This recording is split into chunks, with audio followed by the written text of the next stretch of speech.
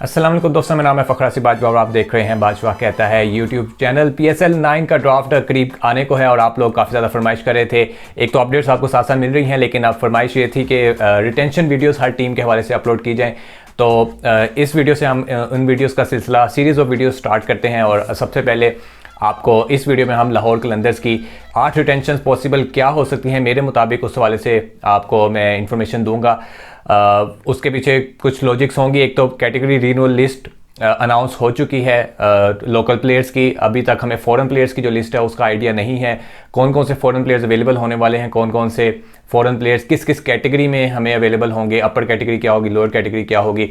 तो local players की जो कैटेगरी आई हैं उनका हमें तो पता है और उस लिहाज से मेरे टेंशन उनकी क्या हो सकती हैं वो बताऊंगा। और फॉरेन प्लेयर्स की हम एज्यूम कर लेंगे कि क्या कैटेगरीज हो सकती हैं वो आपको बताई जाएंगे। साथ साथ RTM मेरे ख्याल में किस प्लेयर पर करना चाहिए हर टीम को, उसकी भी मल्टीपल ऑप्शंस या एक आधी ऑप्शन जो भी ठीक लगेगी वो आपको इन्फॉर्मेशन दी जाएगी। नोटिसेबल ओमिशन, कौन से ऐसे प्लेयर्स हैं जो इस बार टीमें जो उनके कोर मेंबर या बड़े प्लेयर जो बड़े नाम थे वो रिटेन नहीं कर सकेंगी due to restriction draft rules, वो भी आपको इस वीडियो में इन सारी वीडियोस में बताए जाएंगे। तो आपसे रिक्वेस्ट है कि चैनल को सब्सक्राइब जरूर कर दें, वीडियो को लाइक कर दें और बेल आइकन जरूर दबाएं ताकि कोई भी आप PSL की अपडेट मिस ना कर दें। और हमारा दूसरा चैनल है BKH Reacts, उसका लिंक मैं यहाँ पर डाल दूंगा और उसका नाम जो है वो भी डाल दूंगा, उसको भी ज़रूर सब्सक्राइब करें क्योंकि हम लाइव सेशंस वर्ल्ड कप के दौरान भी हम उधर करते रहे हैं, दूसरी रिएक्शन वीडियोज़ भी डालते हैं उधर। और PSL की भी मैं ट्राई करूँगा कुछ ना कुछ लाइव सेशन या वीडियोज़ जो हैं वो उस चैनल पर अपलोड की जाएंगी। तो सब्सक्राइब ज़रूर कर दें उसको भी और उसका बेल आइकन भी ज़रूर दबा दें।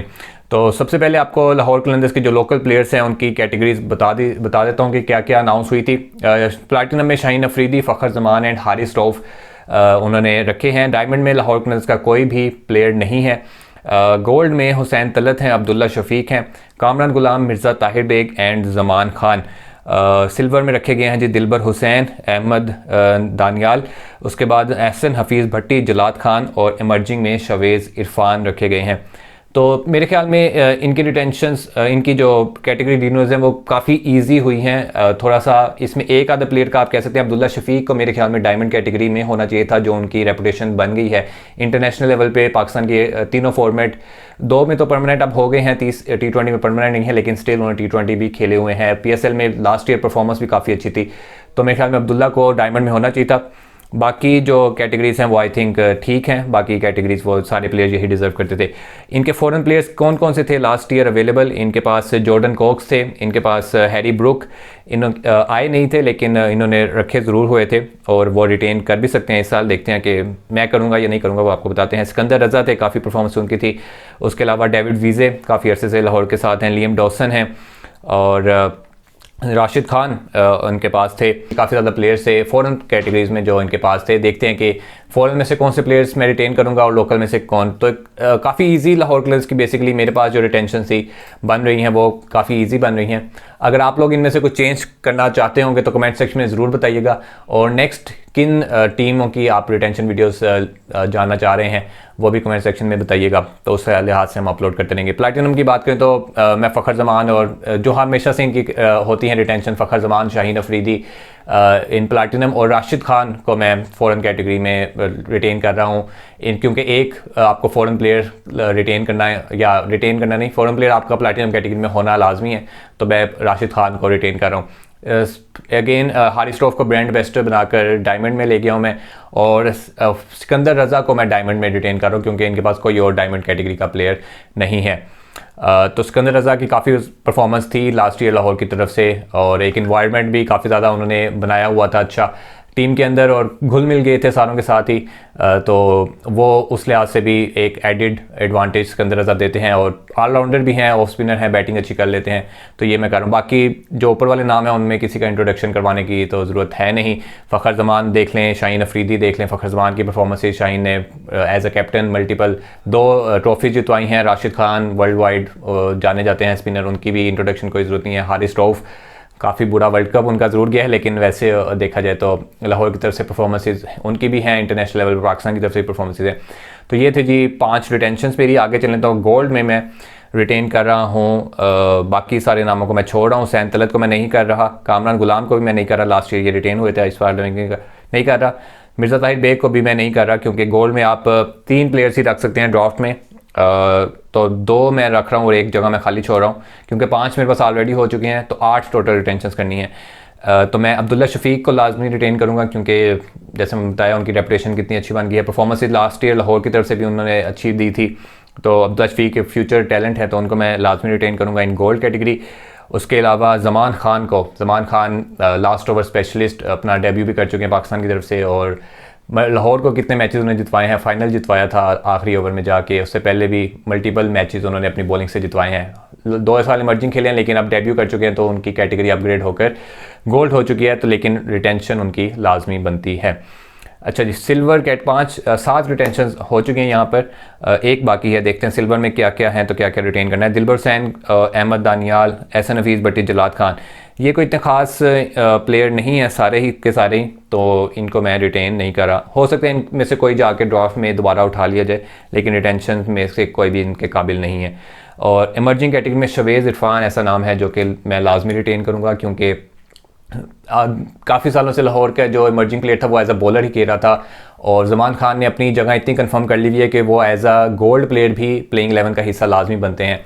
तो अब इनके पास बॉलिंग में ये इमर्जिंग प्लेयर नहीं खिला सकते, तो इनको इमर्जिंग प्लेयर लाजमी बैट्समैन खिलाना पड़ेगा। और शवेज़ इरफान ऐसे खिलाड़ी हैं जो कि इमर्जिंग में ना भी हों, तो फिर भी ये कहीं ना कहीं कंटेंशन में रहेंगे कि प्लेइंग 11 का हिस्सा होना चाहिए इनको।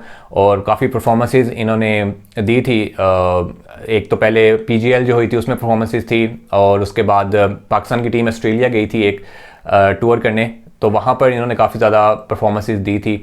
तो हार्ड हिटर हैं बेसिकली, और काफ़ी इंस्पायर्ड हैं फ्रॉम AB डिविलियर्स, तो वहाँ वो और स्ट्रॉन्ग भी हैं, तो मेरे ख्याल में शवेज़ इरफान को लाजमी रिटेन करना चाहिए, और मैं तो कर रहा हूँ। तो ये मेरे ख्याल में 8 रिटेंशन हैं। बाकी RTM की अगर बात की जाए तो मैं सैम बिलिंग्स, बल्कि फॉरेन प्लेयर्स में सैम बिलिंग्स और कुसाल मेंडिस भी बाद में रिप्लेसमेंट के तौर पर ऐड हो गए थे, तो उनमें से सैम बिलिंग्स की परफॉर्मेंस इस बैट से उस लिहाज से नहीं आई थी, लेकिन विकेट कीपिंग में उन्होंने अच्छी परफॉर्मेंसेस दी थी। तो क्योंकि विकेट कीपर इतने खास आते नहीं हैं ड्राफ्ट में, और पाकिस्तान के जो विकेट कीपर्स हैं वो तो ऑलरेडी बुक होते हैं, तो मेरे ख्याल में अगर RTM किसी का प्लेयर को करना पड़ा, तो अगर मज़ीद कोई अच्छा विकेट कीपर बैट्समैन ना अवेलेबल हुआ इन फॉरेन कैटेगरी ड्राफ्ट में, तो सैम बिलिंग्स को भी RTM किया जा सकता है। तो वो हमें आई थिंक गोल्ड में RTM हो जाएंगे, या फिर सिल्वर में भी मेरे ख्याल में शायद मिल जाएं, ज़्यादा चांस है कि गोल्ड में वो RTM होंगे। तो ये थी मेरी 8 रिटेंशंस और एक RTM पिक। नोटिसबल ओमिशन की बात करें तो यहाँ पर डेविड वीज़े को मैं रिटेन नहीं कर रहा, बहुत बड़ा नाम है, काफ़ी उन्होंने लाहौर के साथ रहे काफ़ी अर्सा, और टाइटल जितवाने, जो पहला टाइटल हमने जीता उसमें भी अहम किरदार था, उन्होंने सेमीफाइनल, प्लेऑफ्स और फिर फाइनल में काफ़ी अच्छी परफॉर्मेंस दी थी, तो उनको मैं रिटेन नहीं कर रहा हूँ। उसकी वजह यह है कि लास्ट ईयर उनकी परफॉर्मेंसेस काफ़ी ज़्यादा डाउन हो गई थी, एजड काफ़ी ज़्यादा हो गए हैं, बॉलिंग से भी नहीं थी परफॉर्मेंस और बैटिंग से भी नहीं थी, तो उनकी कमी को पूरा करना काफ़ी मुश्किल होगा एज एन ऑलराउंडर। लेकिन अब 8 रिटेंशंस में उनकी जगह बनती हुई काफ़ी मुश्किल दिखाई दे रही है मुझे, तो मैं उनको रिटेन नहीं कर रहा। हो सकता है कि ड्राफ्ट में जाके दोबारा पिक कर लें कहीं किसी कैटेगरी में, या फिर उनको कोई मज़ीद रोल, कोई कोचिंग टाइप में कोई रोल टीम के साथ दे देना चाहिए उनको। I think as a player शायद कंटिन्यू अब नहीं करवाना चाहिए। तो ये थी जी नोट्स। और एक मिर्ज़ा ताहिर बेग, वो भी नोटिसबल ओमिशन में ही आएंगे। उनकी भी परफॉर्मेंसेस लास्ट ईयर अच्छी थी, फाइनल में भी उन्होंने अच्छी एक नॉक खेली थी, पार्टनरशिप लगाई थी, और उससे पहले प्लेऑफ्स में भी एक अच्छी नॉक खेली थी।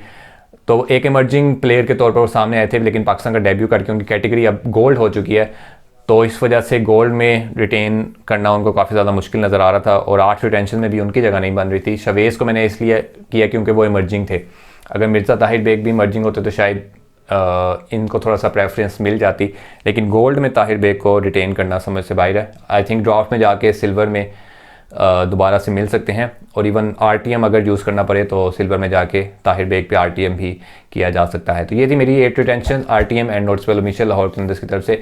आप लोग बताएं कि आपके ख्याल में क्या चेंज कर सकते हैं इसमें, आप लोग अपनी राय के साथ कमेंट सेक्शन में कर सकते हैं। मज़ीद जो वीडियोज़ हैं वो अपलोड कर दी जाएंगी। अपना ख्याल रखिएगा, मुझे तो यहाँ पर इजाज़त, अल्लाह हाफिज़।